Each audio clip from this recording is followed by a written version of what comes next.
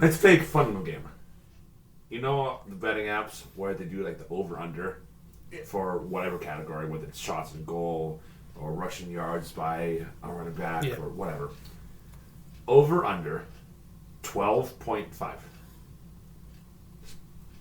I'm not going to give you any context because that will give it away. Over-under 12.5. Under. That's your question.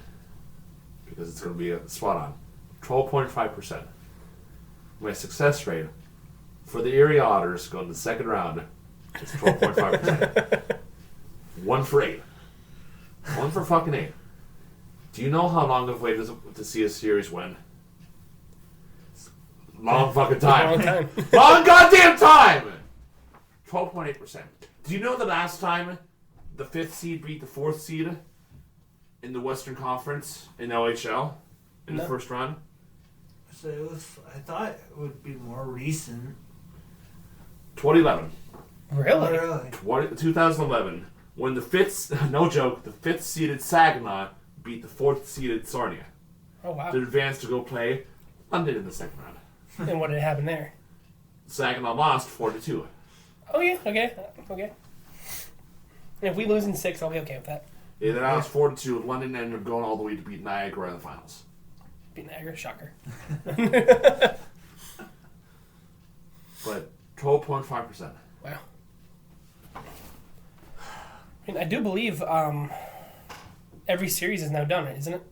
Yeah. I just looked. Everything is done. Also, just beat Brampton today 4-1. So they officially move on. Second round is going to start Thursday. With here, let me pull it up because I don't have. I guess not. But round 1 is complete. Most games will start Thursday. Some will start Friday. Including both series and in the West will start Thursday. So it'll be Windsor and Kitchener, right? Yep, Windsor and Kitchener. Windsor and Kitchener. And then Erie and London. Which I think we got damn near every series right. I think the only one we were on the fence about was Saginaw and Erie. Yeah, believe it or not, I'm happy. I think everybody here said it was going to go to 7. I think most of us were unfortunately in favor of Saginaw. I don't think, or none of us really had extreme confidence that Erie was going to do it. But we all thought it was going to be 7 games. Not all of us had confidence that Carey Trant or Matthew Schaefer even have a hint or a sniff of seeing action. Obviously, Carey Trant has a hint of action being back in the non-contact jersey, but the fact is, without those 2 players, I know their excuse is, the Reds screwed us. Oh, we don't have our top goaltender. Okay, cool. You don't have your top goaltender. We don't have our captain. We didn't have our number 1 defenseman. No. What's your point? Yeah. We get screwed by the rest screw American teams. You're not alone. There's 2 American teams. They didn't know what to call. So You're not alone in this boat there, pal. I personally think refs were heavily favoring Saginaw in Game 5, if you ask me personally, but I guess we still won that game. I say in Game 5, definitely. I say Game 4, both 3 and 4, they kept seemed like making it a lot of 4-on-4 even calls. Yeah, 2-side, just. Yeah. I was talking about this with a buddy earlier. That of course the one and only game of the series that I went to was one game of the series that we lost. So yeah. Great. I hope he knows that he is currently banned from the EIA. So, sorry, Kyle. Go fuck yourself. Well, you can't even be there for the second round, so. I don't care. You're not allowed to be there. You're going along, Jeff. If I get word that you were there, I'm gonna fly home from Phoenix and beat the fuck out of you. But what if they win, though? That's the thing. What if they win while you're gone? Like when he's in the building. Yeah. What if I sit in your seat? That still doesn't matter. You don't go. Man, anyways, yeah, we're still extremely thrilled. Obviously, that Erie's moving on. I don't think anybody here would have said it. We're going to do this in 5 games. Nobody. Let alone scoring 17 goals in the first 2 games on the road. At the end of the series, we outscored them 33-16. Jesus More than double. It would 19. 33-16. Did I say 19? It was 33-16. Final. It should have been 19. No. It was 5-5 and then 3-3-3 for them, wasn't it? Hold on. It was 8-5 and 9-5. Yeah, it was, And then a 3-2 loss, 7-3 win, 6-3 win. for Erie, it was 8-9, 3, 2-7. 5-5 is 10. 3-3. Oh, 3-2 is 15. 18. So 5-5.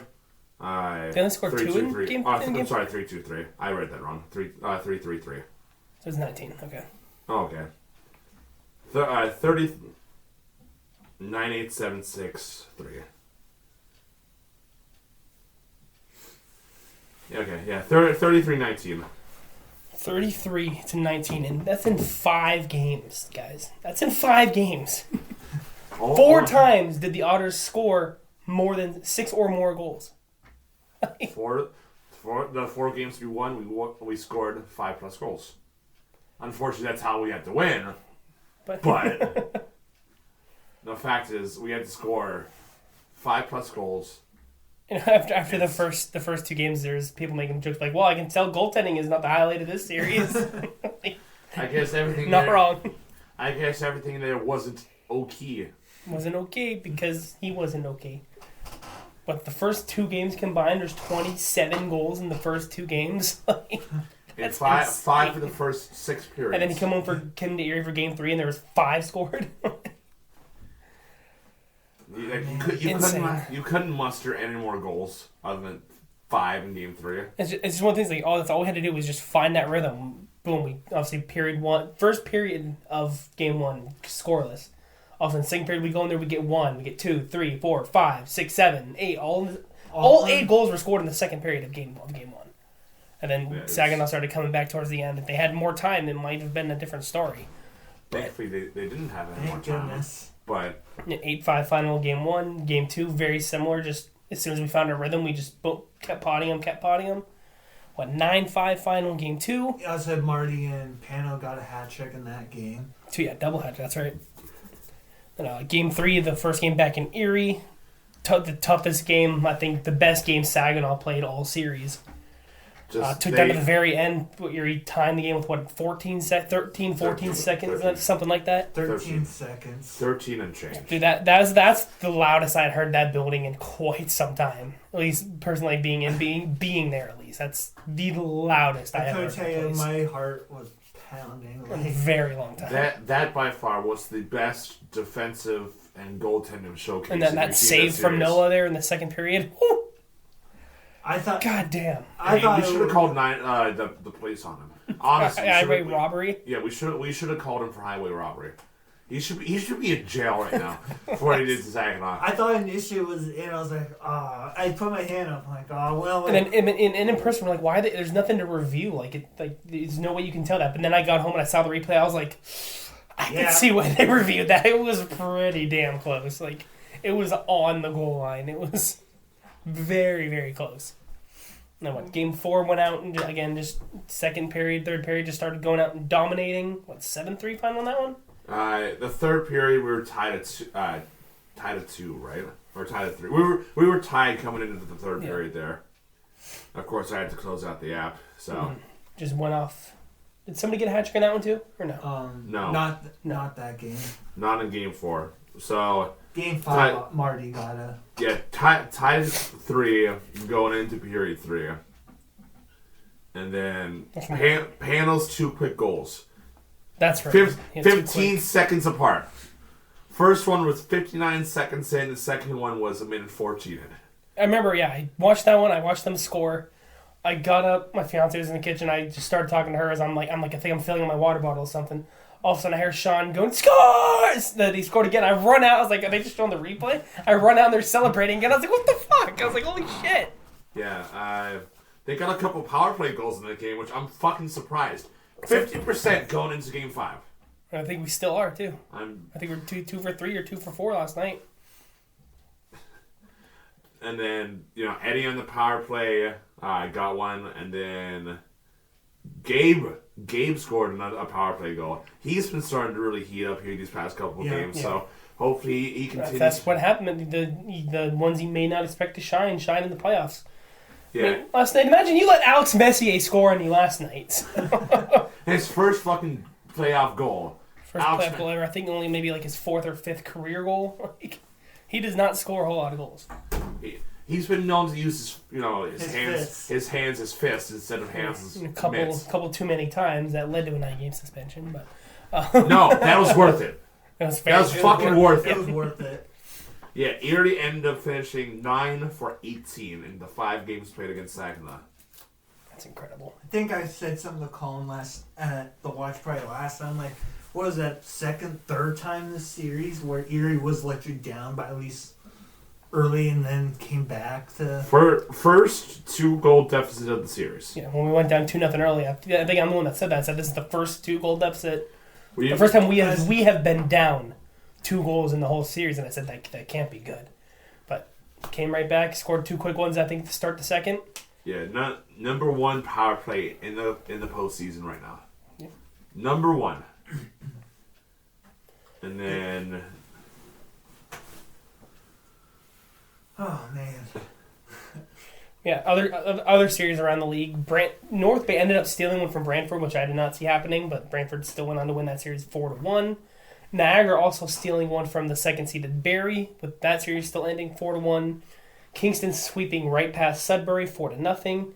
Brampton giving Oshawa a run for their money, pushing that one to 6, but Oshawa wins Game 6 in Brampton.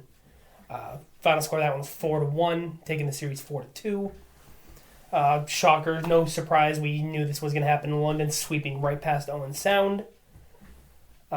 Windsor losing 1 game to the Sioux, which is Greyhounds, winning that series 4-1. Flint ended up stealing one away from Kitchener, but that one's still ending up 4-1. And Erie Otters, the only lower seed in the OHL playoffs to move on and win their series. It's still Saginaw has yet to beat Erie in the postseason. They have never beat us in the postseason? They have not beaten Erie in the postseason. Never, really. Yeah, as of right now, special teams, Otter power play, number 1, obviously. The PK, number 5. Number 5. 78.6%. 5 out of 16 teams, that's not bad. Yeah, the teams that are ahead of us are, not surprising, London. Kitchener's at 100%. Kitchener's at 100% on the penalty kill? Remember, Flint didn't score on the power play. True. Yeah. I think the one game that they did steal ended up being a shutout. Ethan Day just had a day. Yeah, Kitchener, 0 goals and 21 penalty kills. Other teams that are ahead of us, North Bay at an 80.9. Sudbury had a pretty damn good PK, 87.5, in a loss. And then London had 86.4. Yeah. Erie has 3 players in the top 10 for scoring for the playoffs so far. Liam Greentree leads the way with 15 points in 5 games. That's 7 goals and 8 assists in 5 games. Right behind him, teammate Ilya Protas with 15 points as well, 3 goals and 12 assists. And then in third, tied for second technically, but tied for third, all with 12 points are Marty Misiak, Owen Griffin, Denver Barkey, Sam Alfano, Dylan Wakely, and Luke Misa all have 12 points. The highest one being Marty with 7 goals and 5 assists. And then Pano down at 10. Pano and Dylan tied for 11 points. Pano with 7 goals, 4 assists. Dylan Edwards with 5 goals, 6 assists. Kobe Barlow with 6 goals, 5 assists. Noah Morneau of Windsor with 8 goals, 3 assists. Just unbelievable, man. Whew. It's insane. Misiak with 2 hat tricks this series. Already. In game 2 and game 5. Both on the road. Kind of funny that Saginaw did not win a home game in the postseason. We won 1, but we only had 2 chances at it. And the one went to overtime. When Erie scored that in that third period, or that game 3 to tie with 13 seconds left, and then painfully ended up going on to lose in overtime, just very stupid defensively. I do not think we played smart at all defensively that period, in that overtime period. Yeah, one thing that I still don't get with the OHL is how or why they let a legit piece of shit on skates, skate around that ice. Like Zane, what's his name? Zane per. I don't even want to say his name. But just does it an have an actual garbage bag on skates is all I'm gonna say. Like it was. I'll admit it was entertaining on Game 4. Seeing him and Malcolm go back because they were at each other's throats all series though. Yeah. All series they're at each other's throats.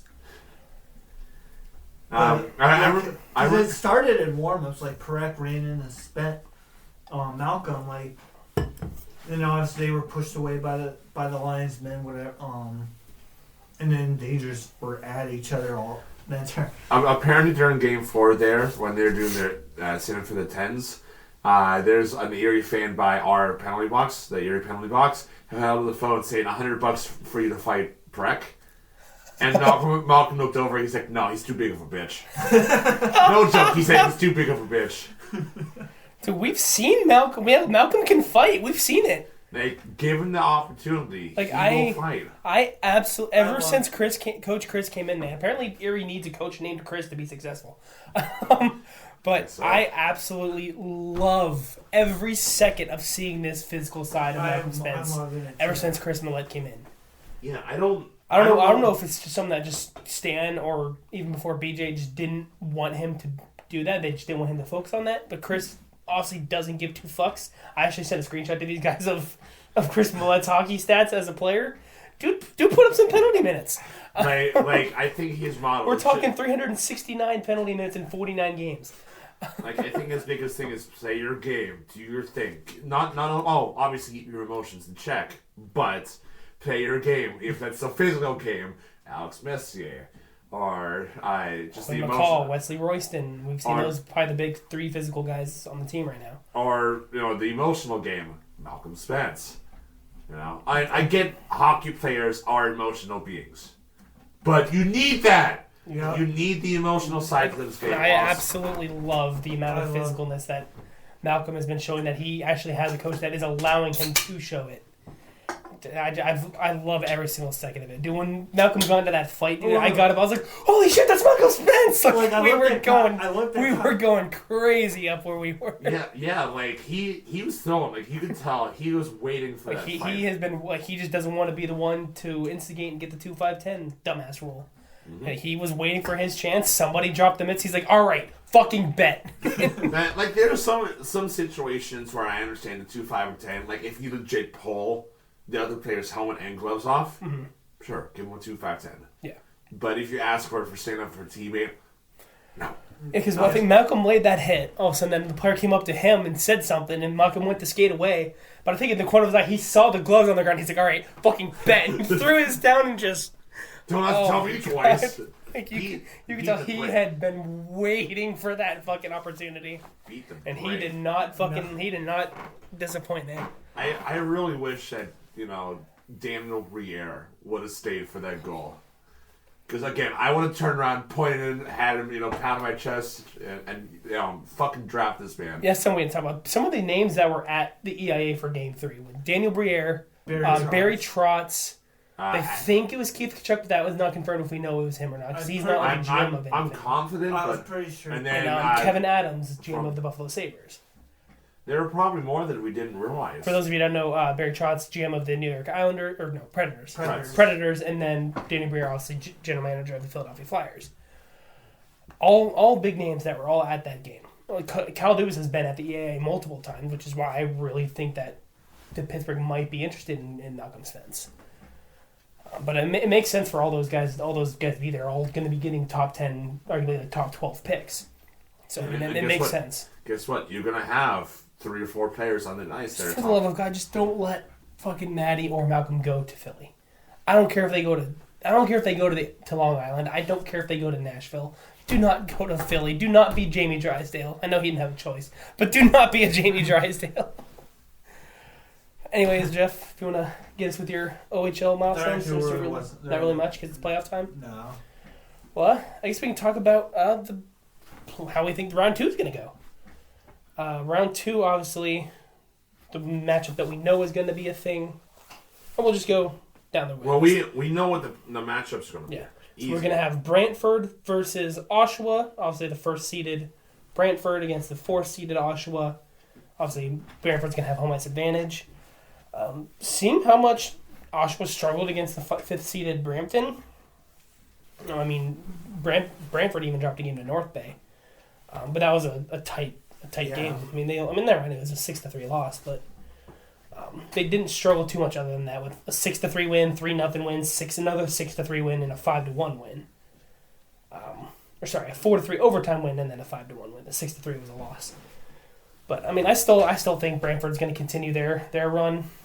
I can see Oshawa giving them a little bit of a fight. I could see this one possibly going to 6. I say Brantford in 6. They're going to do, the home team's going to win the first 4, and then that's where Brantford's really going to take over. Kind of lock in and be like, all right. Let's get the shit. That's enough is enough kind of thing.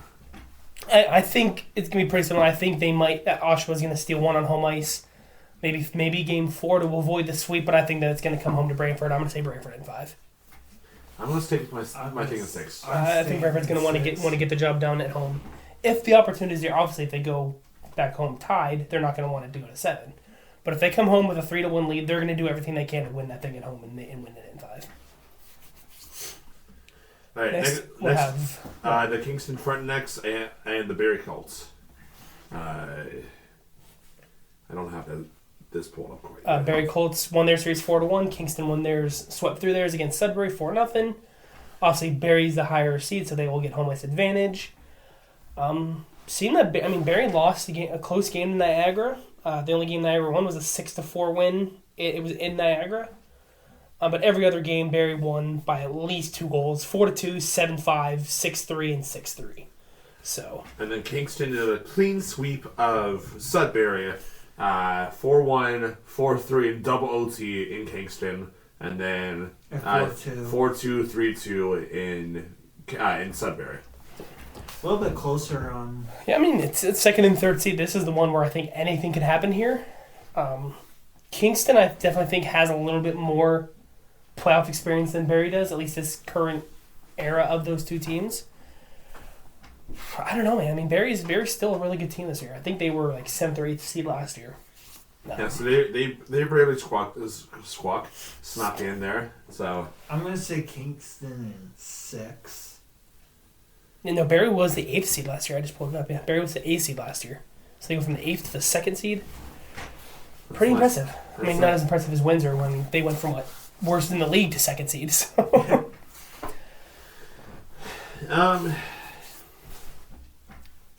This one's tough. This one's tougher than you might think. I mean. Yeah.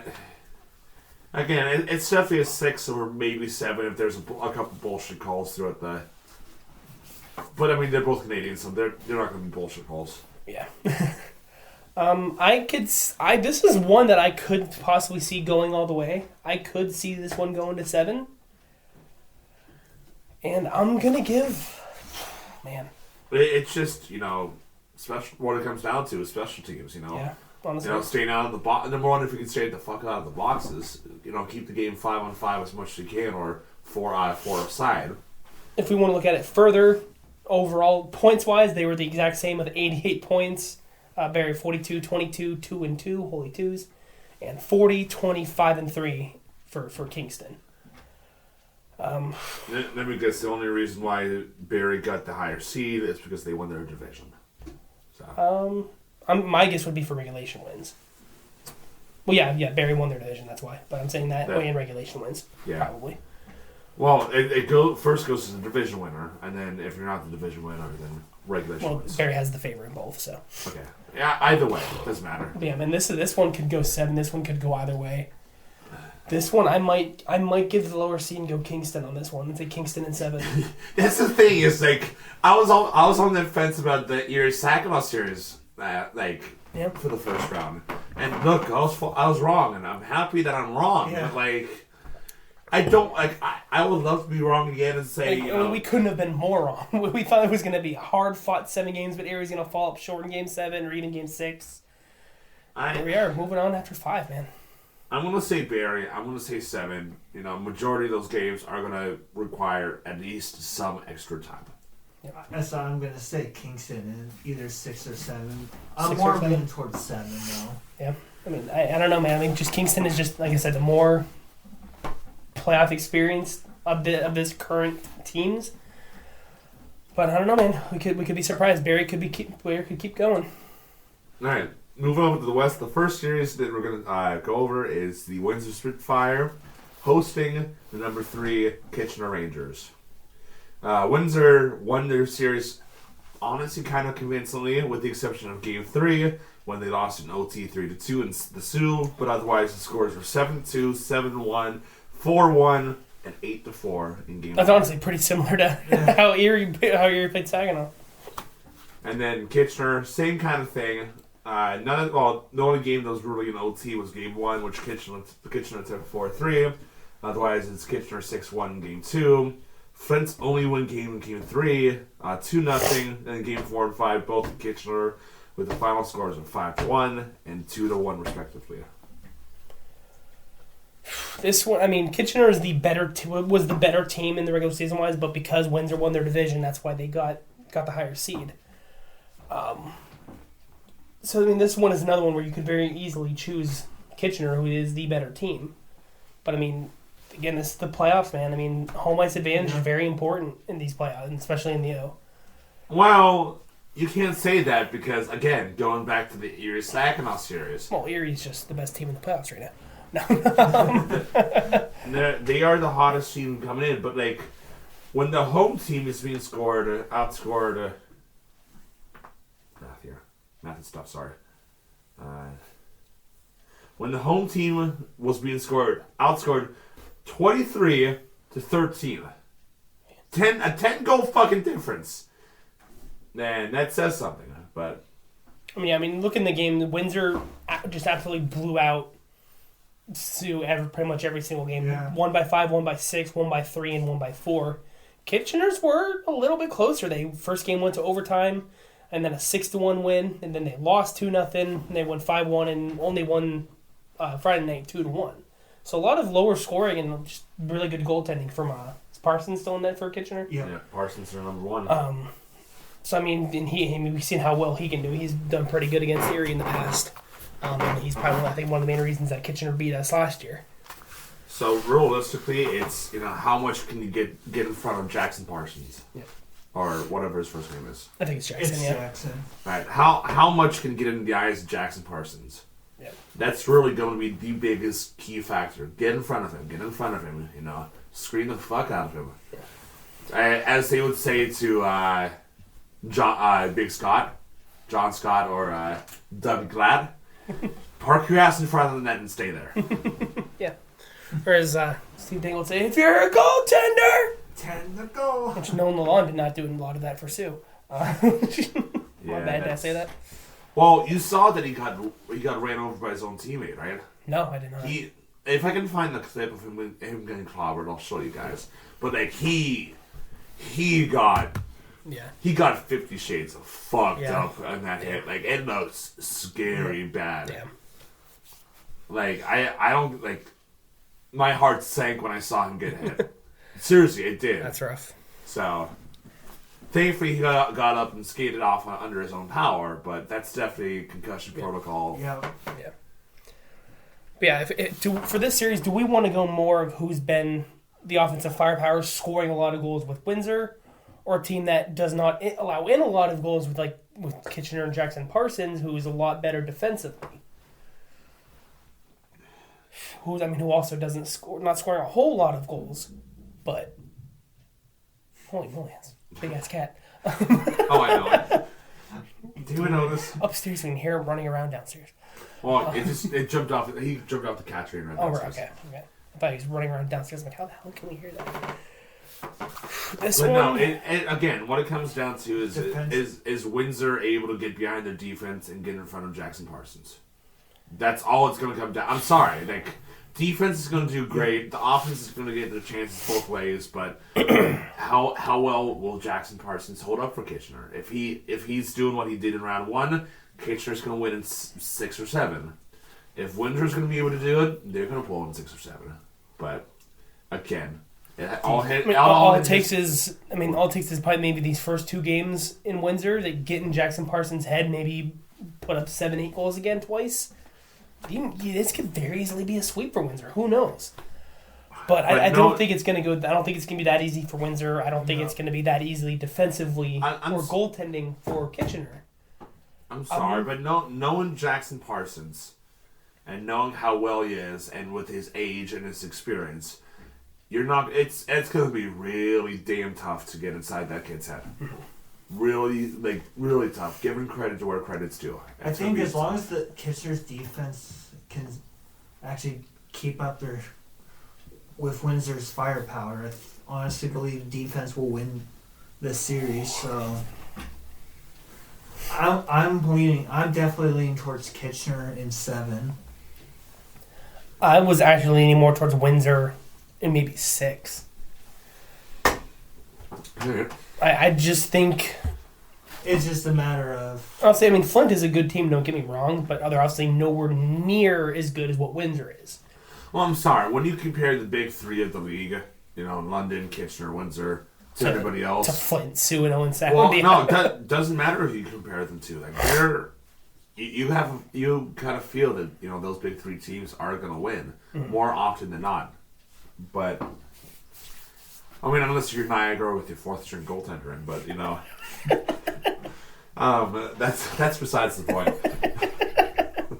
Went on a 12-game losing streak. No, but they're like London who? L. But that's besides the point. Became the London Knights for a night. Sorry. Refocus here. No, I think this one could easily be Windsor in 6 if they can find a way to get in Jackson's head. All right, moving on to the final series of the final 8s. We got the number 1 London Knights, who swept the Owen Sound Attack. Surprise. 6-1, 6-3, 7-4, 8-4. My God. Versus the number 5 Erie Otters, where they obviously won in 5 games.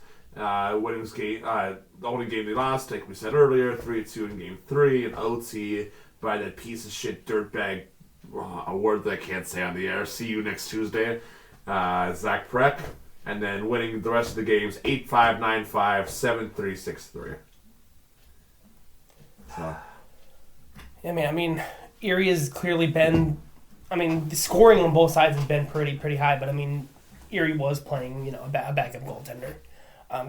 This is where I'll let push my bias aside and talk for reals. Yeah. Yes, Erie was playing against a backup goaltender, but yes, at the same time, London was playing the 8th seed. Who, Carter George is still a fantastic goaltender. I personally believe if Carter George was on any other team, I think he'd be the best goaltender in the league. Personally. Yeah. He's a very, very good goaltender, sadly just on a not-so-good team in Owen Sound. I'd like to see him get traded to a contender next year. It's not London. Please not London. I don't want to see Carter George go to London. But it sounds like a very London thing to do, would be to acquire him in the offseason. Well, especially with losing Elliott, because he's an LA. Is he? Yeah, he's an LA. But I could very easily see them bringing him in and giving I think they're back against Medvedev in London. Yeah. Giving him one more year sitting behind somebody big like that. So now that I say that out loud, that sounds like something very possible for London to do. Fuck. But I think now that we're past that the first round and the bottom 3 teams are knocked out. Yeah. Logistically, the bottom 3 teams are knocked out. You're gonna start to see more competition. It doesn't matter whether you're Kitchener or Windsor or Saginaw or Erie. There's gonna be a little bit more fight in it. And Owen Sound didn't have the fight and doesn't have the skill. These other teams have that fight. They have this. Well, I can't say they don't have. They obviously have to fight. They just don't have the skill to back it up. Yeah. But what I will say about the series, for 4 days off, 5 days off.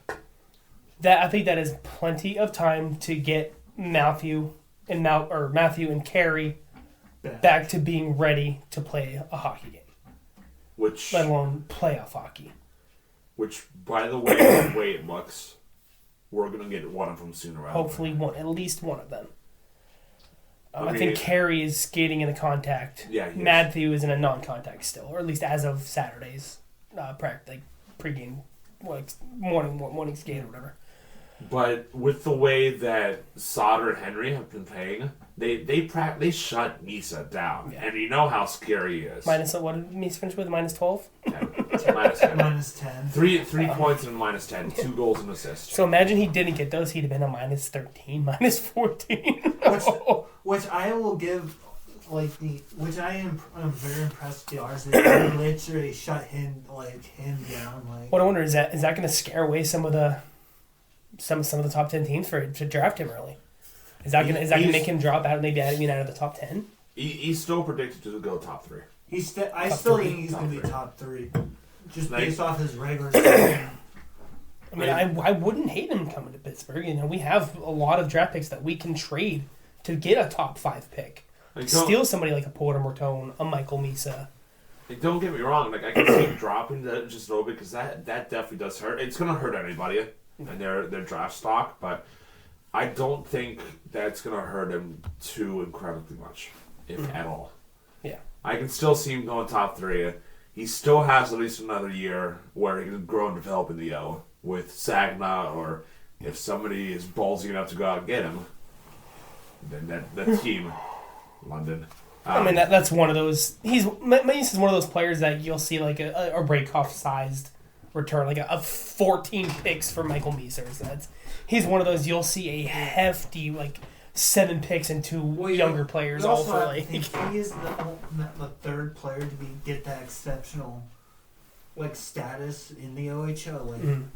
So obviously the last one was McDavid and previous was Tavares.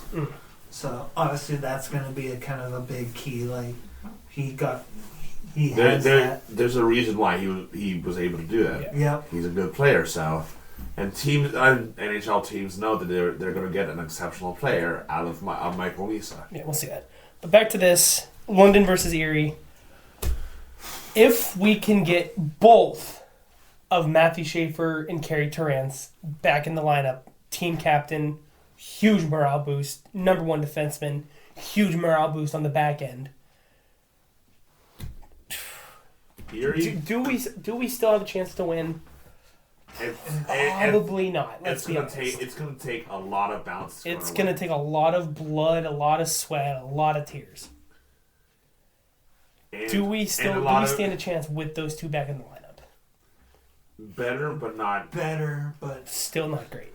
Yeah, I'm sorry. If we get one of those, if we get Carey back and Matthews still out, that's still a lot. That's a lot of morale boost getting your captain back out there. It's going to be a shorter series with one of them still being out. Yeah. Obviously, it's a stupid short series if both of them are still out. I do, regardless, even if neither one of them come back in, I can honestly see us stealing one in the EIA.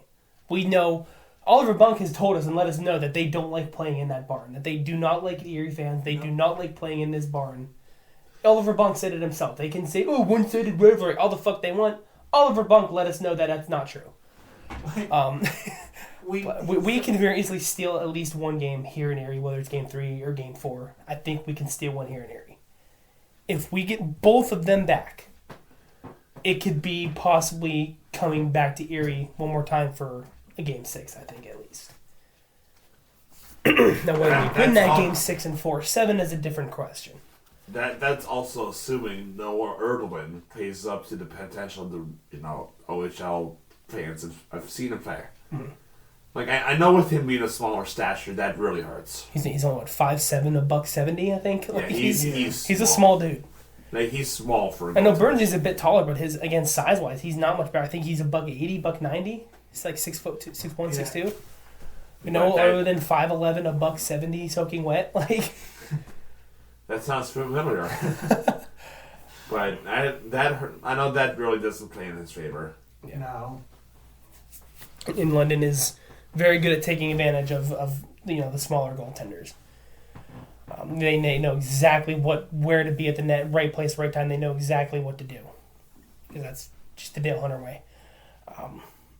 But yeah, all in all, we're gonna say, if we say going into the series the exact same way it is at this moment, I think it's gonna be London in 5.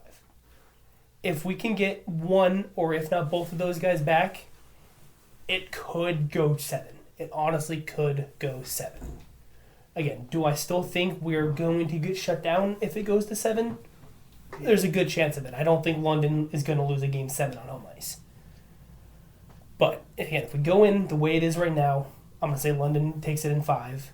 If we get both back, I say we push it to 7. It would be a miracle if we end up pulling it off with the roster we have. Yeah. It would be a miracle if we pull it off with both those guys back in the lineup. If we pull it off with if both these guys still out, I'm going to be running my mouth on Twitter. I will tell you that right the fuck now. I will not shut up on Twitter if we win with both these guys still out. If we win, period. If we win, period, I'll still run my fucking mouth. If we win, period, then the London will be, the best reward.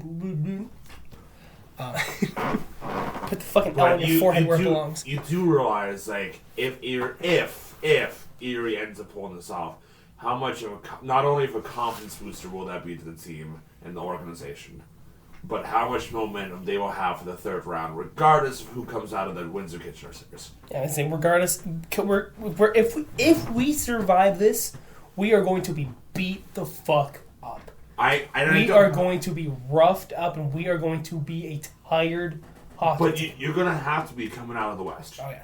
Like look at 3 of the 4 final teams.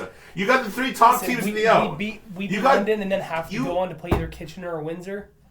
You are not only you have the 3 best players in the OHL. You have arguably the 3 best teams in the CHL in London, Kitchener, and Windsor. You're gonna beat the fuck up at the end of this tournament. I'm sorry, there's nothing around that. I saw some scouts or some people saying like whoever wins this London Erie series is going all the way. So I saw somebody say that. Somebody truly believes if we beat London that we can beat either Kitchener or Windsor. That's the thing. Getting over this major speed bump. Getting over this mountain. My thing is, if we do beat London, man, are we going to have enough energy left to try to get through Kitchener or Windsor? That victory high. If we beat London, we can beat anybody. Pretty much. Yeah. You know that because London is the heavy favorite to go all the way. Yeah. I'm sorry, but they are. I said that at the beginning. I said that still a month left of the season. I said that they were going to repeat. So if we beat London, you will go all the way. I would love to see it. Obviously, everybody in this room, everybody in the city of Erie would love to see that. Everybody that's in that building would love to see that. Is it going to happen? It is beyond a dream, but if we can get both of our guys back, it'll be a fight. But all in all, and say for the prediction, I do think London is going to take the series. I will say I'll put it right down the middle. I'll say in 6, just to call it even, right down the middle. It could go 5, but I deep down biased out the fucking window. I do not see us getting swept. I really do not see any scenario where we go down and get swept. I don't see them being swept whatsoever. I think I'm also going to be on the same boat with Kyle being right down the middle in 6. Because I feel like if we can get both Carey and Matthew back, it's a whole new ball game for that. But no, it's a whole new hockey game. Sorry, I tried to be calm to it. But I'll do it right down the middle just because depending, it could be 5, it could be 7. So I'll just say London in 6. Yeah. And it's tough, man. It's so tough. 5 or 6 in London. Yeah. Honestly, I want to be wrong. I'm sorry, I'm showing my bias. 5 or 6 in London. Yeah. I'm sorry, I'll try to be more positive. Everybody knows that we're Otters fans and that we're all season ticket holders. I don't think that we have not done a good job at hiding our bias especially when it comes to the Otters.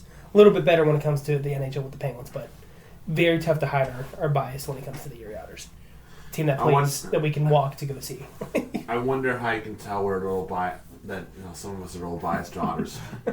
Just got Otters shit everywhere. They got the Erie Panthers one. Yeah.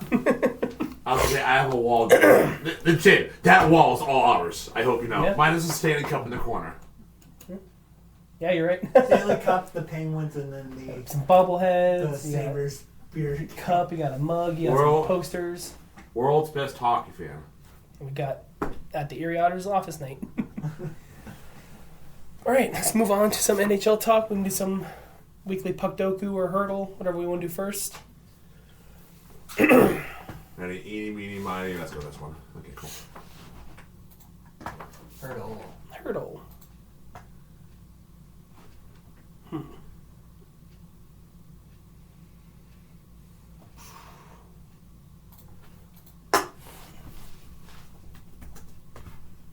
I can see it.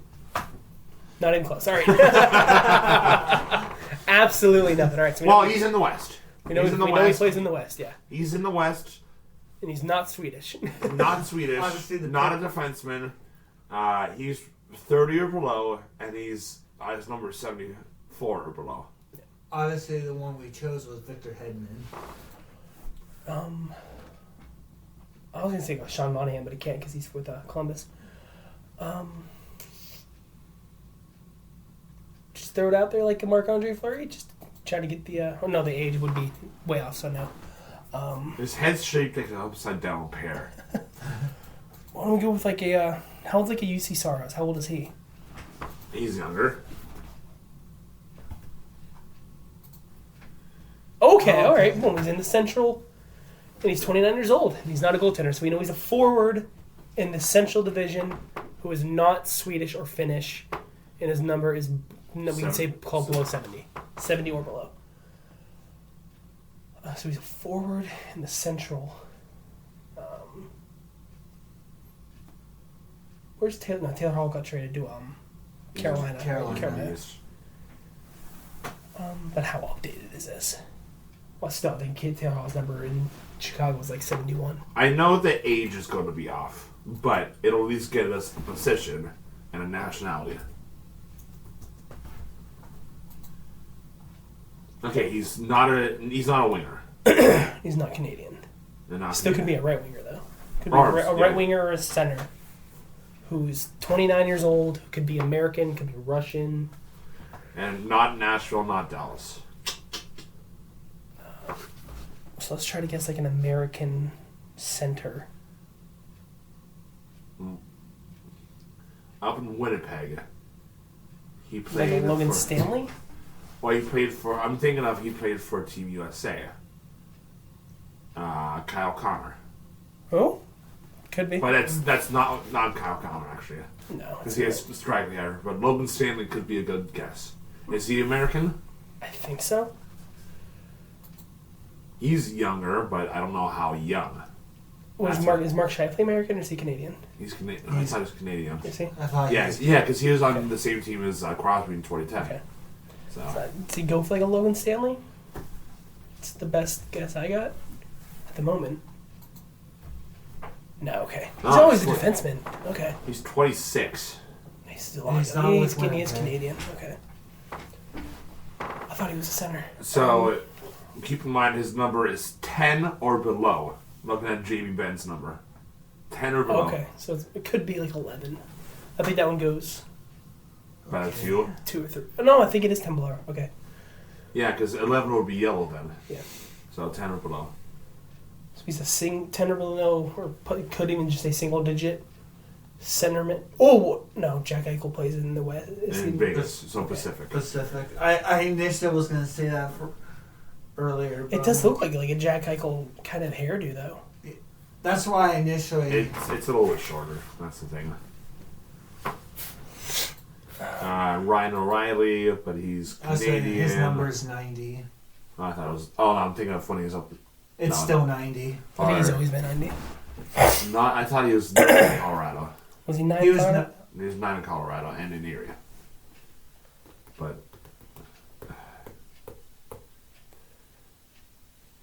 Like, I'm just trying to think of centers players made plays on Chicago that we just played today. Jamie dead. No. I know it wouldn't be Cairo because he's Canadian and his number's 15. 25. 20. Yeah. Christian is 15. Who? Exactly.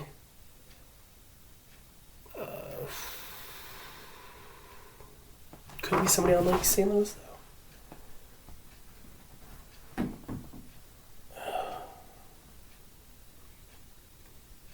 This was tough. I'm trying to think of.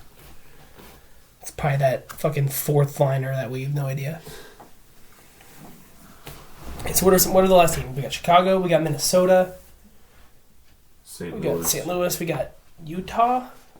Utah's Pacific. Are they Pacific? They're Yeah. Pacific.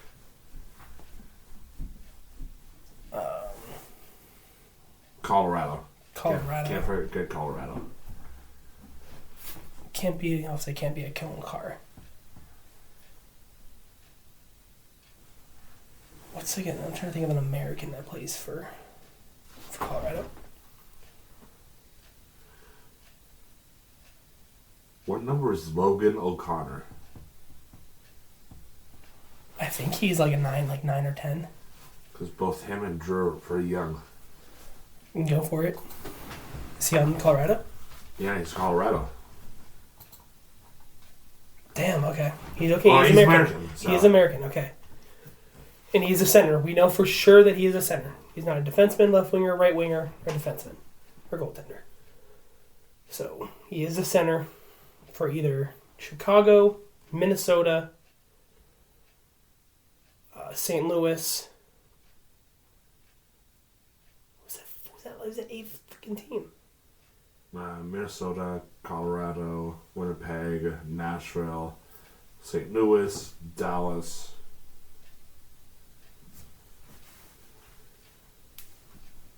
Are we sure Utah's not in the Central? I swear they're still in the Pacific.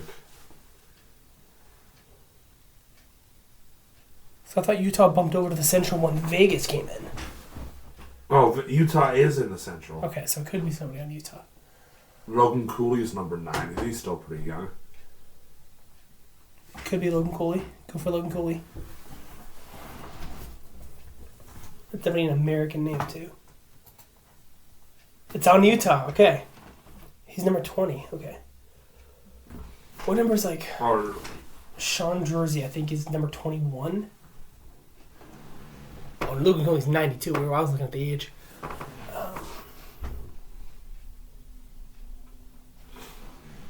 He's 29 years old, plays for Utah.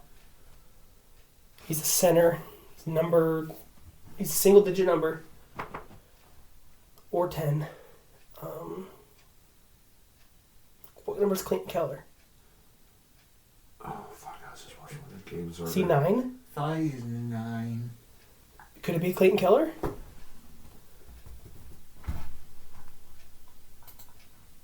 It's not Clayton Keller. He is 9. I was right. 7 or 8. 7, 8. Could be even 6. 6, 7, 8. Trying to think of 5, 3. 309. That's our last guess. There's 2 between Gunther and Doan. I can't remember what their numbers are. Josh Doan. Yeah. I want to say Gunther's like 23, 25-ish in that range. And Doan's way too young. Yeah, Doan's too young. Okay. Doan's not 29 years old. He must have been the oldest draft pick then. Yeah. This past draft. Bukestad is not. He's too He's old. way too old. John Marino's defenseman, but that age would be close. He's a little bit younger. I would have said that already. You probably see that. Sure. The kicker for the Dolphins. Robbie, I'm gonna fucking kick you. The only name that comes to my mind is like Sean Jersey, but I think he's a defenseman too. I think he's like No, 28 or something. Jersey's a forward. Is he? Jersey's a forward. What's his number? I don't know. And is he American? Oh man.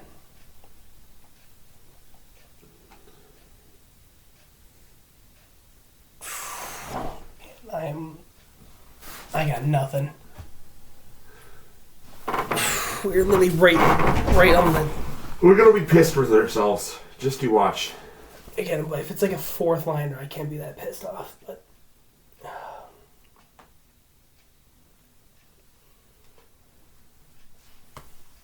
got nothing. I got nothing.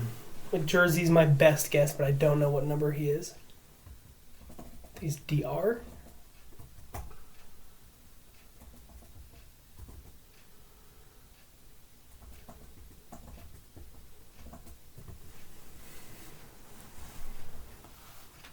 Can't find his name.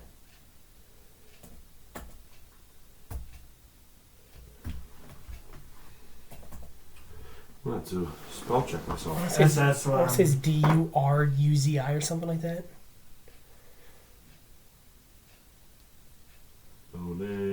Moaning.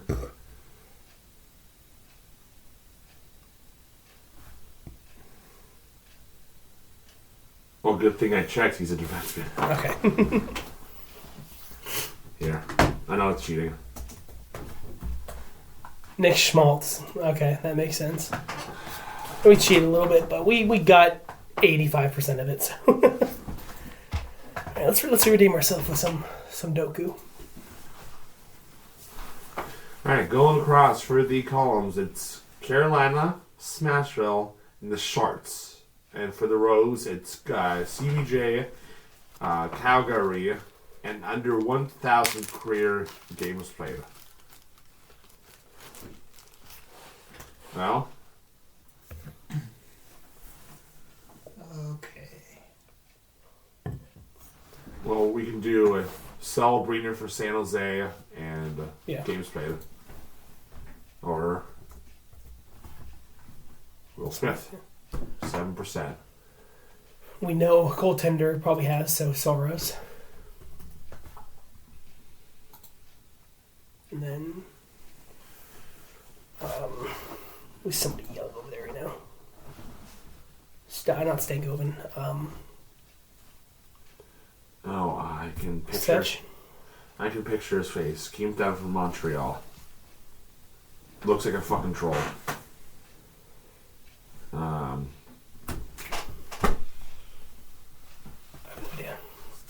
Let's say just Svechnikov just to get one on there.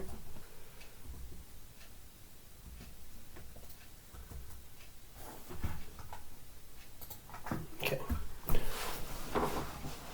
I can see his fucking face too. I'm gonna look this up. I'm sorry. This is gonna really piss me off. Calgary and Carolina, Calgary. Jesper Kotkaniemi. Okay. Not gonna lie, boys. The rest of this is looking pretty tough.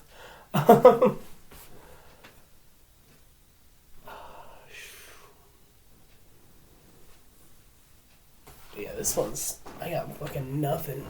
I'm trying to think of the people that play for the Sharks. Mike Hoffman. Nashville, New York, the Rangers, Montreal. I know he had a stop in San Jose. Did he have a stop in? No Columbus. Columbus. No. No. Neither place. Rick Nash, Rangers, Bruins, and Blue Jackets. So only one team on here.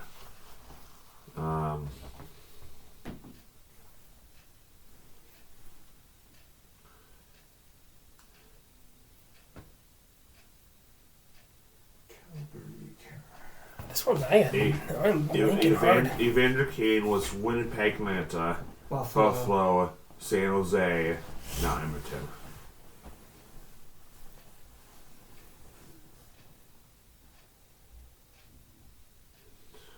Mike Sillinger, I want to say, is Nashville, Columbus. So, I'm pretty sure those are two of like the 10, 11 teams he played for.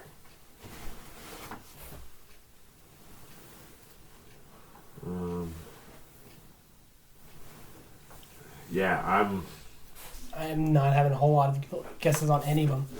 These ones are tough. I'm gonna throw Sillinger on there. My best guess would be for Columbus, Nashville. Yeah, all right. Okay. 9%. Columbus, Carolina, Columbus Sharks. Wow, we are not doing good today, boys.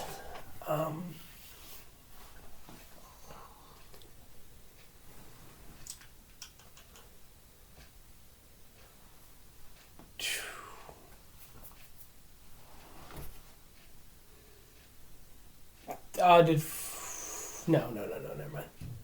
See, I don't think Freddie Anderson ever played for Calgary. No, he. Where was he before? Wasn't he somewhere before Toronto? CBJ. He's drafted by CBJ. Freddie Anderson? Oh, no. Drafted by Anaheim. Anaheim, Toronto, Carolina. Okay. I'm thinking of Bobrovsky. That's Yeah. why. Because Bob did CBJ, Flyers, Florida. He did Flyers, CBJ. Flyers, CBJ, whatever. Either way, those are the teams for.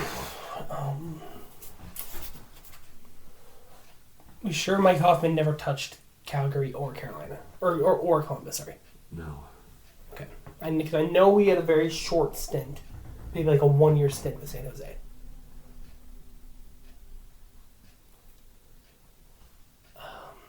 What about like a World in the Emmy play? Sharks, Dallas, Pittsburgh. He played for a lot of teams. Played for quite a few. A lot of teams. So let's try to go through some of those goaltenders that jumped around. Mike Smith jumped around a lot. Cam Talbot's jumped around a lot. Mike Smith has done Calgary, Edmonton. Is that it? Pretty I think he had Arizona. Arizona, that's But right. it doesn't help us here. Cam Talbot's done LA. He's done both Alberta teams. He's done Minnesota. He's in the East now, which doesn't help us. Where did Eric? Where's all his Erics all played? Carolina, Buffalo, Bluecoats, Minnesota, Montreal, Florida too, right? Yeah, Florida. Mark has done Rags, Panthers, and Red Wings, Florida, Flyers. That's right. Yeah, you're in Flyers, did he? Well, name players that aren't helping us at all. Oh, finally, I can think on Tyler Toffoli, Flames, Sharks. Yeah. Let's get the ball rolling, boys. Let's get that momentum going. All right. I'm trying to think. I don't know if Laney McDonald played anywhere else other than Calgary.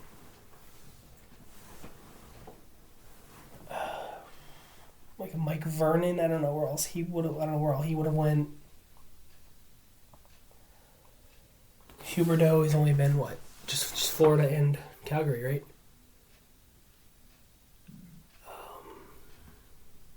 McDonough's been with Nashville, Rangers, Tampa. Rangers. I think that's it. I couldn't remember if he had a small stint in Calgary. Mark Giordano has done Calgary, has done Toronto. Has he done anywhere else? I feel like he might have done somewhere before Calgary, but where? And then you got Ethan's favorite player. What about a Ron Hainsey? I was thinking Milan Lucic has been around a while. You know, has he played for Carolina or Nashville? I know he played for Calgary. For Calgary, I thought he had a small stint with Columbus too, didn't he? I don't remember. All right, Jakub Voracek. He did Columbus.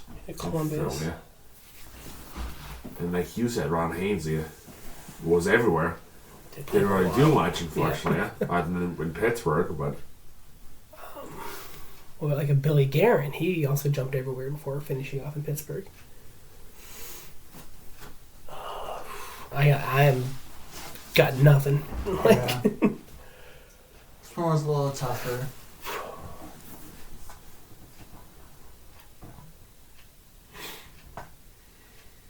I'm just gonna say Mike Vernon For Calgary, Nashville.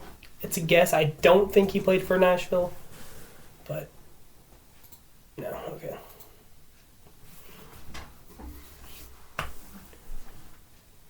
O'Reilly doesn't fit anywhere. Yager doesn't fit anywhere. I should probably drop that. Just a guess, throw it out there. That's right, he's retired. I know you don't like him, but where all has Jake Wallman played? Sharks, Detroit. Where was he before? I think he was somewhere before Detroit. I know he got traded out of San Jose. Where is he now?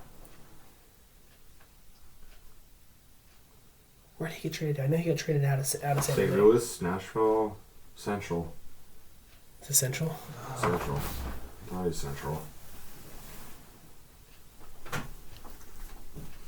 I got nothing, man.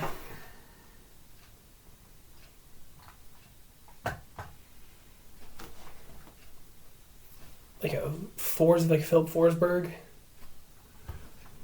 Well, he only fit in the Nashville category because he hasn't played for San Jose, hasn't played for Carolina. Definitely not for CBJ. I got nothing. My only others would be like a Ron Francis for Carolina, Calgary, but other than that, I have nothing. I don't think he played for Calgary now. I'm out. I'm done. The one that's bothering me is Nashville, Calgary. Yeah, that one's bothering the shit out of me. Fucking James the Real Deal Neal. God damn it. I forgot it. Got him from Nashville, didn't we? Or did we give him to Nashville? Yeah, he went to Nashville and we got... That's only Hornquist, right? Hornquist trade. Like Hornquist, I think Nick Spaulding was in that deal. David Red. Big Save Dave. Mark Jankowski, Tyson Berry, Callie Arncroc, Eric Branson. Zach Ronaldo. Damn, dude. That was bad. Dougie Hamilton for Calgary, Carolina. Lindholm. Dougie Hamilton. Dougie Hamilton. J.S. Jaguar. Jankowski again. Jack Roslovic, that's recent. Ryan DeZingle, Jake Bean. Jesse Yerknen, Nathan Gerby. Curtis McElhinney. Damn. Damn it all to hell. Well, shit.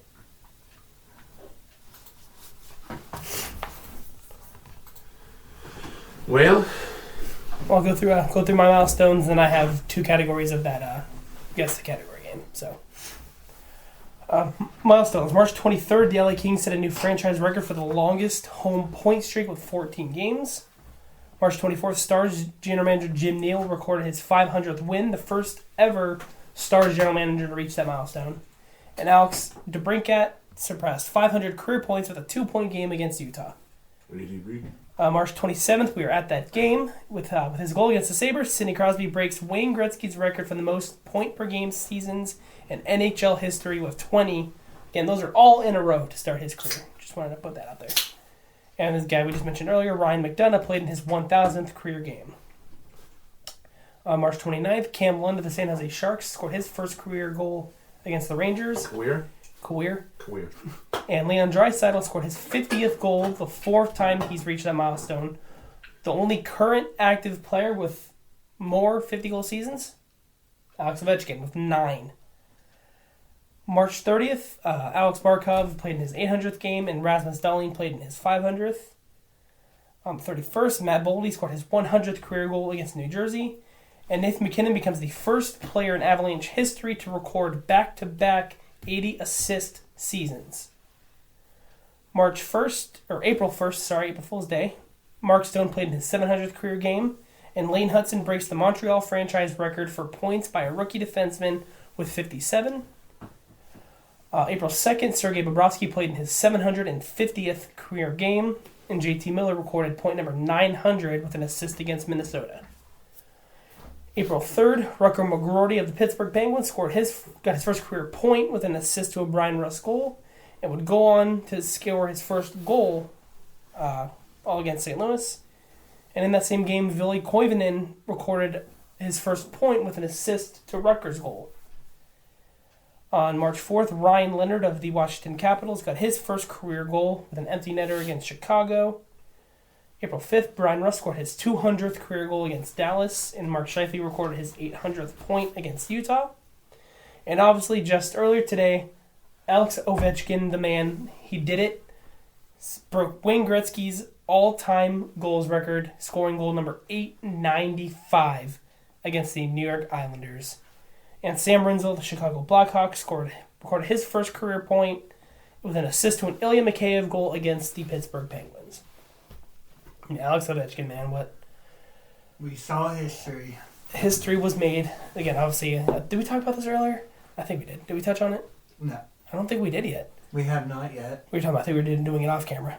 But yeah. I was telling these guys, I watched the entire first period, sat there, watched the whole first period, nothing happened. I was like, cool. I went up and I had to go out and do something, go meet with a mutual friend, had a party that I had to go attend. As I'm getting into the car to start driving, Colin sends a message. He did it, 8:95. I'm like, are you fucking kidding me? Quickly turn it on the channel in the game, and they're in the middle of the ceremony. I'm like, motherfucker, son of a bitch. But we've witnessed greatness. My only question is, can he hit 900 this year? He's going to have to push. He's got 5 goals. They got, 6, 7 games left to get 5 more goals. I mean... 5. 5 more goals. Obviously, 5 games? 5 games. 5 games, 5 goals. He can do it, man. The thing is, though, if he gets stuck at 899, does he call it a career or does he come back for one more to break 900 next year? Well, he has 1 more year under contract. Does he? After the season. Okay. So, regardless, he's coming back. It's just the question is, does he do it this season or does he do it the next season? Yeah. So he's going to hit 900, but does he do it this season? I'm going to go on a limb and say yes. I'm going to say he hits it. I think he'll finish this year with exactly 900. I think he'll do it last game. I think he'll hit 900. Ironically, against Sidney Pittsburgh Crosby. Penguins. I think it's kind of I mean, he can be the first player to ever score 900 goals. Obviously, he'll be the first player to ever score 896, 897, 898. But, yeah, he will be the first and only player to ever score 900 goals, and he'll do it against the Pittsburgh Penguins. I think he will. I say it's been an incredible journey just following this storyline Just for unbelievable, man. the last couple years. Here we were 3-4 years ago, oh, he's still got quite a ways. I don't think he's going to do it. He's getting old, he's slowing down, and now here he is. Each of the last 3-4 seasons, he's had 30, 40 goal years. All right, well, shut up. All right, let's look at the playoff chase, boys. Yeah. Let's look at the East first. So currently, there are 5 teams locked in, 2 from the Metro, 3 from Atlantic.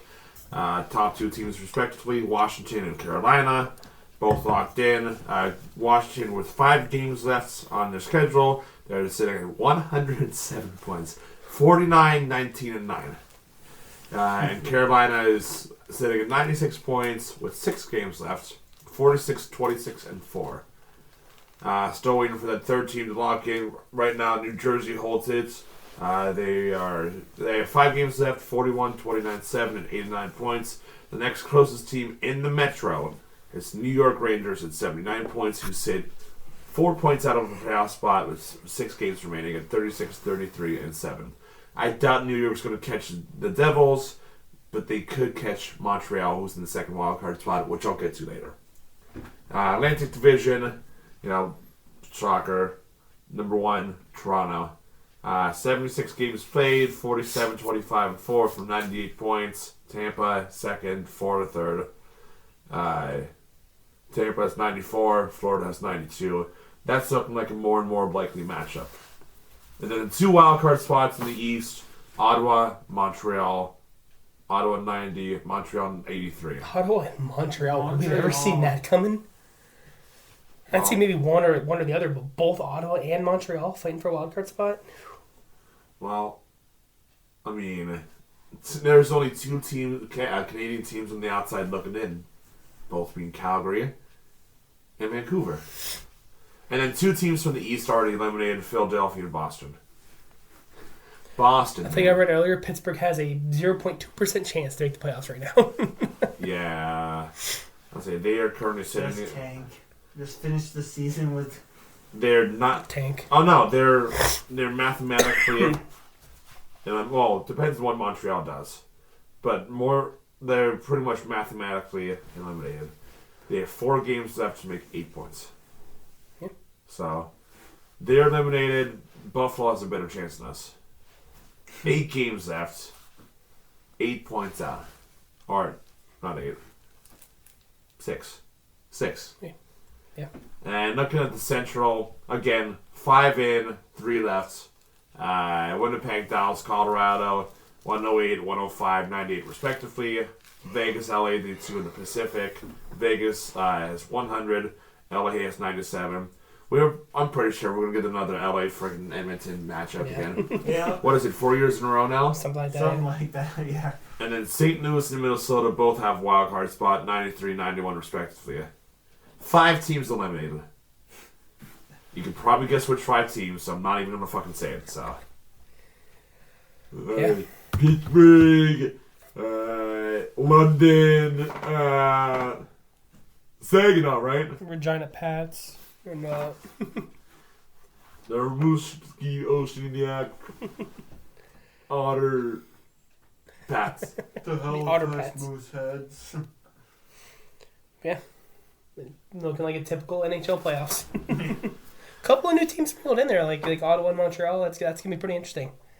See if those two can make it.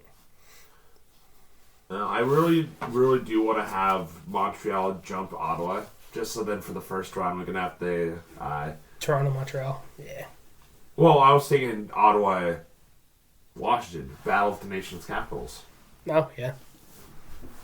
But I think that would make Toronto, Montreal too, then, right? Yeah, it would, because technically Washington would get the lower wild card spot. Yeah. But right now it's Montreal, so. Hell yeah. But Montreal does have a game in hand. So only time will tell. Yeah. Again, Pittsburgh's probably going to be eliminated in the morning. I'm willing to accept that. Yeah. And wholeheartedly will. At this point, just... Tank. Tank. Tank. I've been saying that for a while now, but obviously they want to win. Yeah. But... Right. Category time. I'm going to name 10 players. You guys have to name what the category is. I have two categories. One, they're both pretty easy, but the second one, I'm looking for an exact thing. So the first one is a little bit easier, but we'll get started here. First category. First name, Alex Ovechkin. Stanley Cup winners. First Battle Hall of eventually first Battle Hall of No. Austin Matthews. Players who have won the Rocket Richard. No. Not a good guess, though. Ooh. That was not going to be the one I was going to say, but, trying to remember if they won the Calder year for rookie years. I think that one would fit so far, but that's not what I'm looking for. Okay. Quinn Hughes. Team captains. No. One of these days I'm going to make it that simple and you're not going to get it.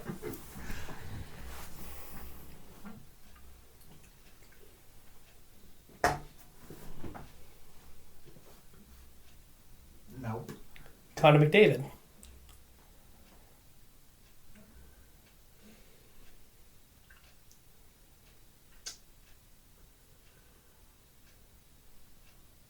First round picks. No, also still a good guess. I was gonna say that, but I wanted to wait another, so I'm gonna pass. Okay. Steven Stamkos.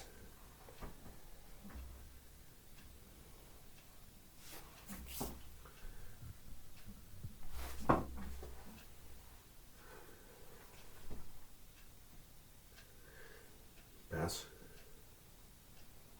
Pass. Damn, all right. Kel McCarr.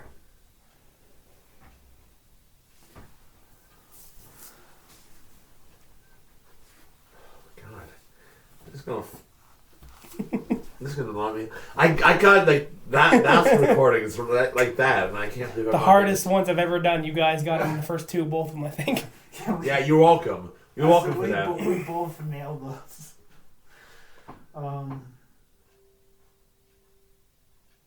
Have played international on the international. No. Trevor Zegras.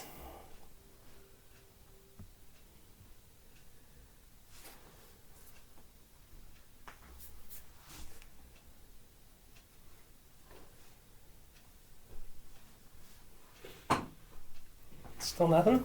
Still got nothing. Nope. Jack Hughes.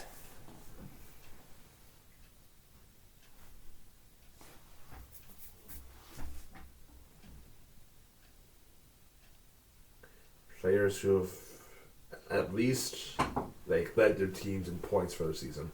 No. If that makes sense. No. All right. Ninth name, Patrick Kane.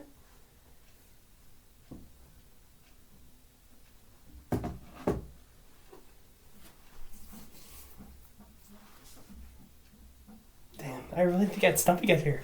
Final name, Vladimir Tarasenko.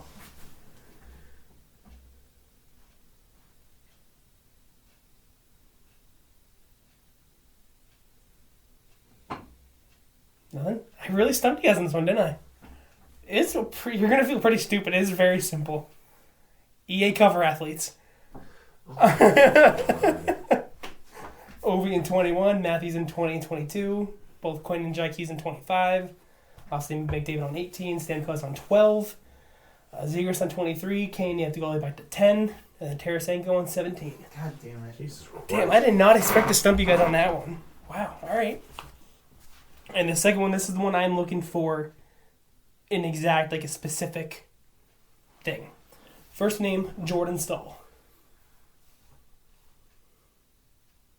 I'm passing this one. I'm also going to pass. Okay. Anders Lee.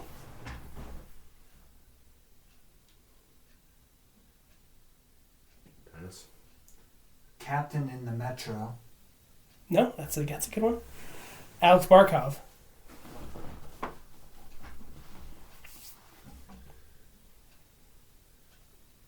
Anders Lee spent his whole career in New York, so that won't make sense.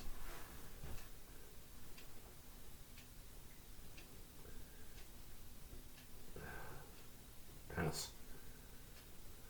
Pass. Roman Josi.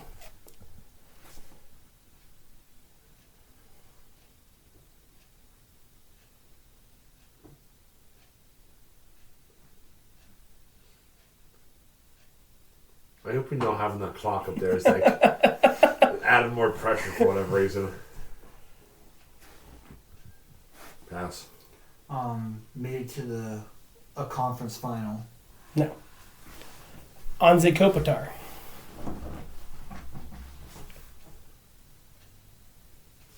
Captains over the age of 35. You're on the right track. But it's on this one I want exactly. You're on the right track with captains. I'll tell you that right now. Pass. Connor McDavid.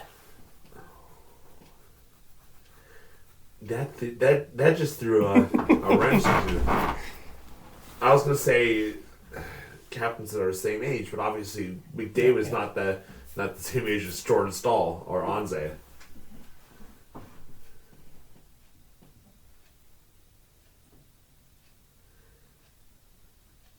I'm gonna pass this round. Played over 1,000 games. No. I mean, not 1,000 games. 1,000 points. No, it's still not bad. Yeah, Anders Lee's not even close. Jamie Benn.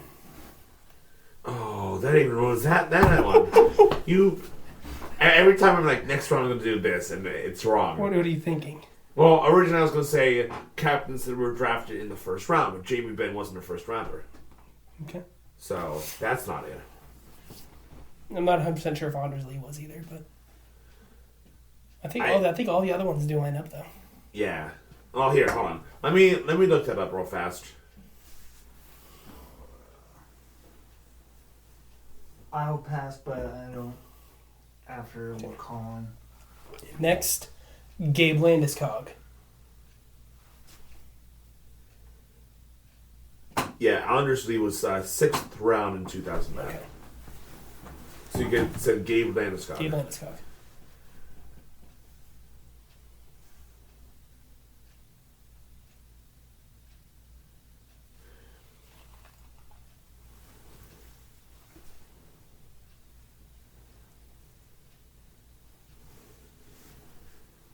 Can you go through the list up until this point? Yeah. Again? Jordan Stahl, Anders Lee, Alex Barkov, Roman Josi, Anze Kopitar, Connor McDavid, Jamie Benn, Gabe Landeskog. Captains that have played somewhere in the CHL. No. Okay. Not bad. I was gonna say something similar, but I at least tried. Were captains for their specific. Doesn't matter what league, but at least a captain for their respective junior league. No. Second last name, Alex Ovechkin.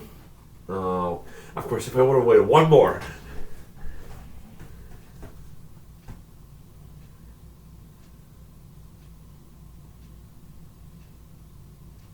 Nothing.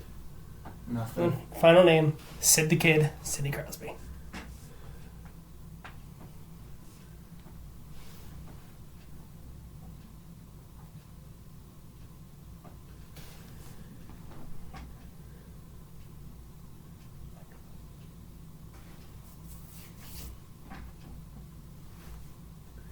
I got nothing. Nope. Stumped on both of them. This one I was looking for the longest tenured captains from 10 to 1. Oh. So Crosby's the longest tenured out of those 10, except put him at the bottom.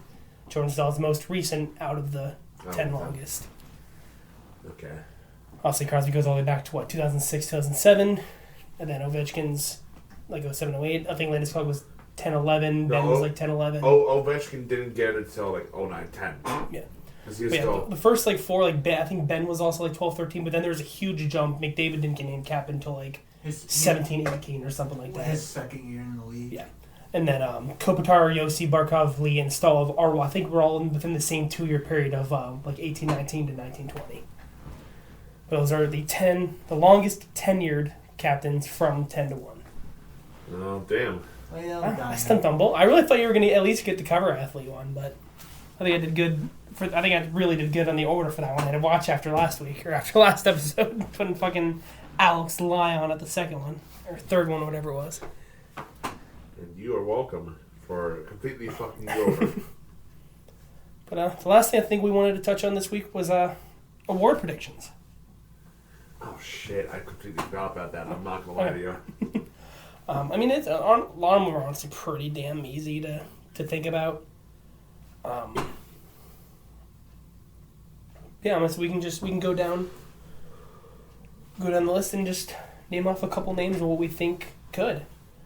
The Art Ross obviously is the player who leads the league in points. I think there's only 2 names that can reasonably do it. That being Nate Mack and Leon Draisaitl. Kucherov could, if he has a really good last couple games, he could do it. But it's really looking like it's going to be probably Nate Mack. Yeah. I think it'd be his second straight. Didn't he get it last year? I want to say. Or did Kuch steal last year? I don't remember. Can't remember when that last year. Yeah, I mean, I don't. Yeah, there's that one's kind of a given for who can win that one. Then next up you got the Calder. The best rookie. This one can go many different ways. You got Celebrini, you got Smith, both in San Jose. You got that Russian kid out in Philadelphia. That's who I have. Matthew Michkov. Yeah. 3 names I have are Matthew Michkov, Lane Hudson out of Montreal, who's having the year of his life as a rookie, and then Dustin Wolf, the goaltender from Calgary. Yeah, Dustin can really, really make a good. When's the last time a goalie won the Calder? Was it Andrew Hammond in like 03, 04? I can't remember. It's been at least 20-something years since the goalie won the Calder. It's been a long time. And I have Macklin Celebrini as an honorable mention. I mean, he's still having a great year, but I mean, he did get injured. But at the same time, last year, so did Connor Bedard, and he still went on to win the Calder. So that's why I'm still putting Celebrini as a... Steve Mason in 2009. Steve Mason won a Calder. Steve Mason in 09, and Rykov in 04. Rykov, not Hammond. Okay. You got Nabokov in 01, and that's all the goaltenders this side of the Millennium Turn. Wow. Otherwise, no, Steve Mason won one. Yeah, otherwise you got Brodeur, Ed Belfour. I'm going way back. Wow. I'm in the 80s now. Tom Barrasso. Okay, back to reality. I mean, Wolf could win it. He's having a hell of a year. He really is. If I were to choose out of all those, I'm honestly going to go to the Philly guy. I'm going to say Michkov. But, I mean, popularity contest, I could see it going to Celebrini. You know, just that first overall pick favorite. But I think that's going to be more like the obvious choice. I think my 3 was obviously Lane Hudson, Michkov, and then Dustin Wolf were mine. But I think Celebrini is probably more like going to be the... I can see him winning. It's the popularity contest. I can see that's why I said it's a popularity. But since we're just talking about Dustin Wolf, let's stay on that. Stay on that thing and let's go to the Vezina. Who do we think can win the Vezina? I have 3 clear-cut that I think could win it. Then I have an honorable mention that I think should be in the running. I think Dustin Wolf should be in the running. For Vezina, too? For Vezina, you think too. so? For what he's doing as a rookie up in Calgary. I mean, I'm sorry, Calgary isn't the best team. No. But they're still in the hunt. They're still a bubble team. A big part of that goes to Dustin Wolf himself. I mean, kids won 25 games out of 48 starts. I mean, he's 25-16-7 record. 2.63 goals against and a .910 save percentage. That's pretty damn good as a rookie. But my three up front runners I have honestly being Connor Hellenbuck, Andre Vasilevsky I think is back in that running, and Jake Ottinger. The Ottinger Hellbuck one are clear cut. Yeah. They're the ones you expect to be there until one of them gets seriously injured or falls off a cliff. Vasi is back to playing how Vasi plays. I mean, he's also doing really fucking good this year. But the honorable mention that I have that I think he should be in the running, but it won't because of those three, Darcy Kemper. He's having a hell of a year up in LA or over in LA. He's having a hell of a year. Heck of a year aside from injuries. Yeah, I mean he's having a and very then good Big Save Davis really stepped in too. So credit where credit's due. But really 1-2 over there. Yeah, Big Rip and Kemper. Clear cut. Who I'd like to see Ottinger get one. I think Hellenbuck got it last year. But I'd like to see Ottinger win one because he's kid's insane. I think he's still only 25, 26 years old. Yeah, so Hellenbuck has gotten it twice. He's gotten it twice now. So going back, you got Hellenbuck, Allmark, Sturkin, Fleury, Hellenbuck, Vasi, Pekka, Sergei, Bobrovsky, Holtby, Price, Rask, Bobrovsky, Lundqvist, Thomas, Miller. Are all the way back to 2010. Miller. Yeah. Man, Ottinger's only 26 years old. Yeah. Marty Brodeur won it quite a few times. Yeah, dude, he was good for a very long time. I mean, Tim Thomas won it twice. Brodeur's won it 4 times. Hasek's won it a handful of times. 1, 2, 3, 4, 5, 6 times. For Hasek? Hasek. Yeah. 94, 95, 97, 98, 99, 01. Damn. So only won 3 straight. 97, 98, 99. Damn. Oh my God.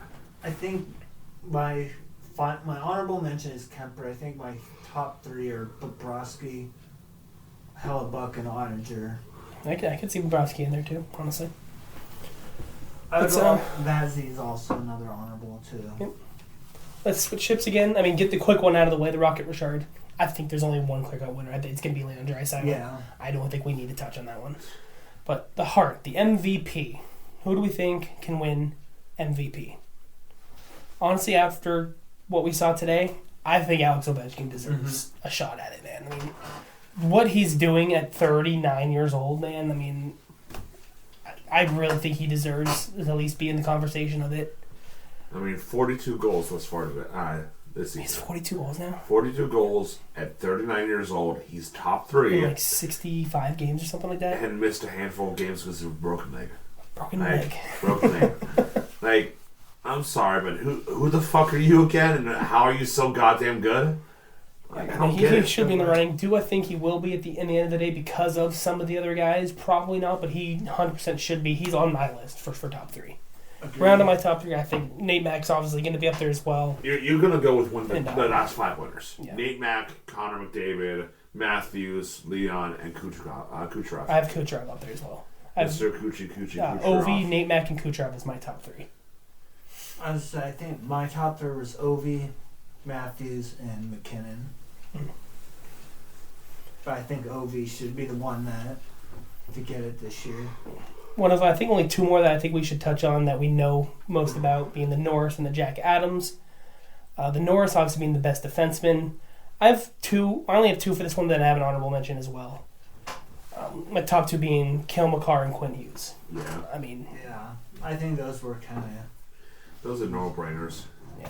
No-brainers. I mean, Cale Makar is Cale Makar and Quinn Hughes is Quinn Hughes. I mean, they're both very good. For the system of both these teams. I mean, Makar I think is going to be a lifetime Mav, and Quinn's probably a lifetime. Going to be a Canuck for at least for a long time. Honorable mention though, because of how he's been able to carry this team through everything they've been through, especially this past offseason, I'm saying Zach Werenski. Yeah, he's been kind of under the radar, very good this year in a very not so good Columbus team. But you know that this team every night they're trying their best to win. Then for Johnny, and this year was all for pride and all for pride, not for Johnny, man. And I think he has done a very good job as a D man. That veteran, I think probably the most veteran D man, might even be the longest tenured player on that team. I think he's the number one guy there. Yeah, he's the number one guy there. I think he is the longest tenured guy on that team now. I think he deserves at least an honorable mention to be in the discussion for it. Finally, the Jack Adams Coach of the Year. Again, I have 3, and then I have an honorable mention. My top 3, I think Craig Berube out of Toronto. I think he has it on his first year coming into that. A team that, has been just heartbroken time after time after time, first round exit after first round exit. Still able to keep this team heads up and pushing them to the finish line again to take another shot at it. New coach, are we going to see a different result this time? Who knows? Bruce Castillo. Oh, not Bruce Castillo. Montgomery. Whoever's in fucking St. Louis. Jim Montgomery? Yeah, Montgomery. He's in St. Louis now? He got fired. Remember, he got fired like 3 hours later. Oh, hey, he's in St. Louis now. Oh. So, he and the bender that they've been on as of recently, like, they're on a 12 game winning streak. Yeah, they're on fire right now. Bennington's been playing out of his mind, too. So Montgomery deserves to be... honestly, now I think about it, that you could possibly put Bennington as a mention for the Vezina, too, but he's been playing out of his mind this year. Especially ever since Four Nations, he's been out of his mind. Like, ever since... That's definitely a morale booster for him playing in that tournament. Yeah, like, and that final win, man, just... You can tell he's still the same whiny bitch, but he can back it up. I haven't seen too much of it as of recently, but he honestly deserves to run his map after that tournament. But I was gonna say, I feel like we can overlook it with how he plays. Yeah. So my other 2 that I think are in the front running are Spencer Carberry from Washington and Scott Arney, first year out of Winnipeg. Again, new guy coming into that team that has had playoff struggles. Was able to go in there and get them right back into the playoffs, right where they rightfully belong, I think, with how well they've been playing this year. Mm-hmm. I'm going to give an honorable mention to John Cooper out of Tampa Bay. Losing your team captain, the guy that literally has been probably the captain of the team since he's been there. That's all he knows is Steve Stamkos as a captain. St. Louis left. How long has Cooper been there? Years. Yeah, I know he's been there for quite some time. I don't know if St. Louis would have still been there when Cooper came in. So I know LeCavier and Louis were captain before while Stamkos was there. Mm-hmm. Like early on in his career, at least. Yeah, I think it's very possible that any one of those 4 can win. Okay, that's about all I got for. He was announced by the interim head coach on March 25th, 2013. 2013, okay. 2013. Obviously being the so longest St. Louis probably would have still been there then. John Cooper, currently 57, has never seen the Toronto Maple Leafs win a Stanley Cup. He was born August 23rd, 1967, out of Prince George, BC, Canada. The Leafs would have won, what, May of 67? Yep. They still only won 2 rounds.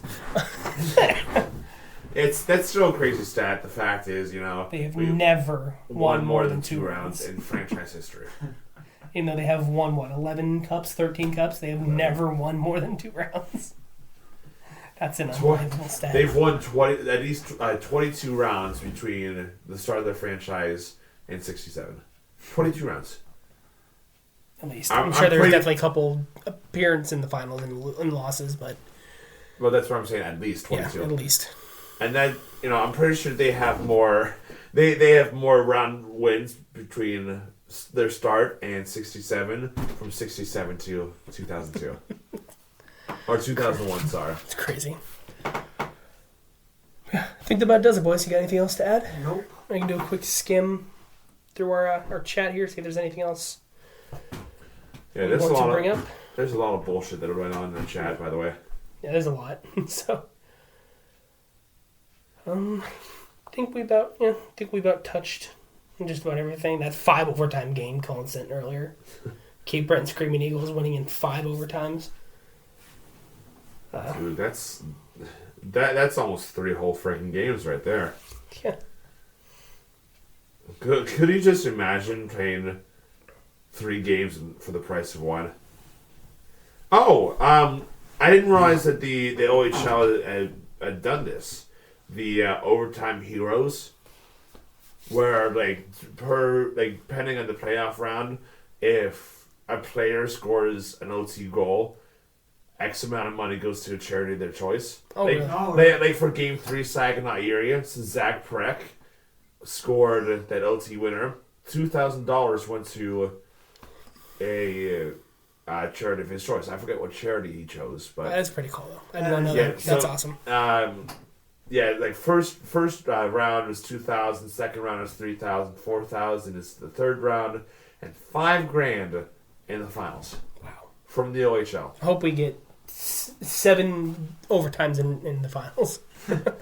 I want all overtimes. All 7 games to go to overtime. All overtimes, every single game from here on out. That'd be what, $35,000 to charity in the finals alone? Yeah. That'd be insane. I don't care who wins, just hell, every single game from here on out, let's go to overtime. might be kind of stroke worthy, but we're like, oh god damn it! Why the fuck do we just do this? Yeah, that is really awesome. That's a good thing to bring up. That's awesome. Yeah, I totally forgot about that, and again after that game 3, I saw that pop up from Saginaw's Facebook page. I'm like, what is this about? Because people were asking it. I was like, okay, I'll do my research, and that's what it came up as. I'm like, and apparently every single player has this picked out. One charity that they really love and want to go for. So. That's pretty awesome. I love that. I think that does it for this week's episode of the Buckbuster Podcast. Again, we're now just about everywhere. In case you missed that, we're uploading our episodes to YouTube now. We're on Amazon Music. We're on Apple Podcasts. We're on Fountain. You can go look us up on rss.com and find every link to every platform that we're now uploading these episodes to. But again, if you didn't see the new vlog that's out, go check out the new vlog where we went to the Sabres game up in Penguin Sabres game up in Buffalo. Got our asses kicked, but we were at the game to see Crosby break his record, his Wayne Gretzky record.